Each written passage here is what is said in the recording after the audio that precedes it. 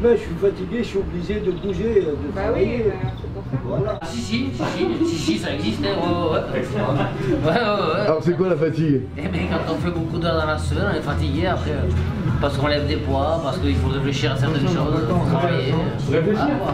Même je suis fatigué, ma femme elle fait le réveil, tac, j'ai oublié la fatigue, vous voyez. On est obligé, des fois on a des journées longues, mais bon, c'est comme ça, hein, c'est la vie. Hein. Pour moi, la fatigue, c'est trop faire la fête. Voilà, passer un âge, on s'en remet plus. Tu parles comme si t'avais 50 ans. Quand on boit trop. Bon, la fatigue, je la sens pas. La fatigue, je la sens pas. On est obligé de travailler. Si tu travailles pas, t'es pas payé, t'as pas d'argent, voiture, assurance, le loyer avec mon père, c'est difficile. Hein. La fatigue, tu la sens pas. Aujourd'hui, la fatigue, on va dire que tout le monde est un peu fatigué pour rien et...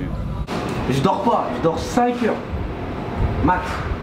Je trouve que c'est un peu abusé parce que au final, on peut la gérer largement. Déjà en prenant soin de son corps, en prenant les bons aliments, en se nourrissant bien. Red Bull, dès le matin. Red Bull dès le matin. Il n'y a pas mieux. Et une assiette de pâtes pour tenir la journée. Les sportifs de haut niveau, c'est d'abord dans la tête. 90% dans la tête et 10% de capacité qu'ils ont naturellement. Et après, c'est vraiment tout dans la tête. La fatigue, on peut vraiment la surpasser quoi. Moi je suis un ancien sportif professionnel, donc pour moi la fatigue elle est liée à l'adaptation.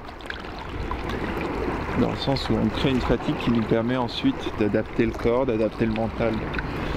J'ai toujours vu la fatigue d'un point de vue positif, dans le sens où pour moi la fatigue est une forme de stress qu'on s'inflige mentalement ou physiquement pour se forcer à s'adapter. Voilà. On n'est pas fatigué nous. C'est un état d'esprit, c'est dans la tête. Il n'y a pas de fatigue, ça n'existe pas. On va pas prendre du guronzan non plus. Mais... Guronzan, ça fait rien frère, ouais, c'est mais... un jour. La fatigue mentale, la fatigue physique. Mentale. Mentale. Les devoirs. L'école te fatigue. La fatigue. La fatigue, c'est le travail, c'est la fatigue. Dans la circulation, tout ça, c'est fatigant. Voilà. Les gens sont fatigants au volant, les piétons, tout le monde est fatigant. Voilà. Le Covid, il est fatigant, les masques. C'est un tout. La fatigue de mettre le masque. Hein, ça fatigue la tête, hein, au bout d'un moment. Les oreilles. Ça fatigue les oreilles. La vie. Ouais, en grande partie la vie, ouais. On n'a pas le On choix, on est s'habitue. habitué comme ça. En fait, la fatigue, elle fait partie de notre vie. Voilà, c'est le quotidien.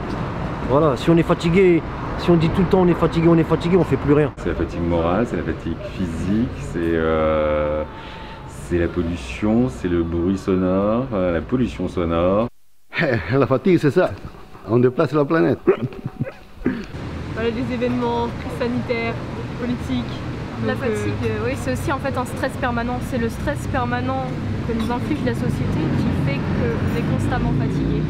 C'est une sorte de pression sociale, il faut rendre le travail à temps, il faut être à l'heure, il faut prendre le métro, on veut profiter, donc on se couche un petit peu tard et après on se lève tôt.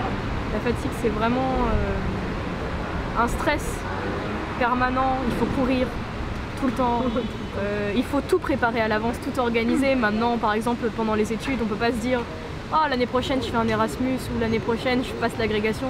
Ça se prépare des années à l'avance, il faut tout organiser. Donc je pense que la fatigue, c'est aussi en rapport avec l'organisation, c'est une fatigue générale qui peut se matérialiser, enfin qui peut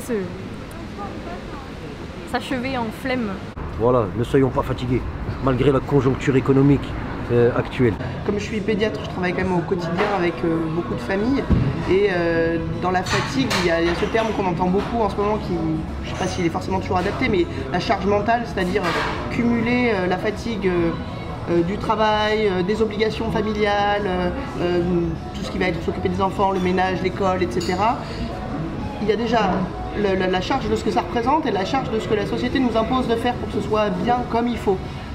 Je pense qu'en plus, ça c'est un avis très personnel, tout ce qu'on nous renvoie sur ces sujets-là via les réseaux sociaux aggrave ça encore plus parce qu'on se met un poids supplémentaire à vouloir rentrer dans une forme de perfection. Et tout ça, c'est un engrenage qui vient créer une fatigue monstrueuse qui dépasse largement encore l'environnement purement du travail, c'est-à-dire qu'il n'y a pas de répit en fait. Il y a la charge mentale au travail avec un besoin de rendement, d'efficacité, la hiérarchie qui impose des choses, etc. Il va y avoir au retour à la maison la charge mentale par le fait qu'on a par exemple des enfants, donc des enfants qui pleurent, qui sont demandeurs, qui ont besoin qu'on leur fasse à manger, qu'on les habille, qu'on gère le quotidien, plus qui ont des besoins de demande affective qu'on n'est pas toujours prêt à donner parce qu'on est crevé.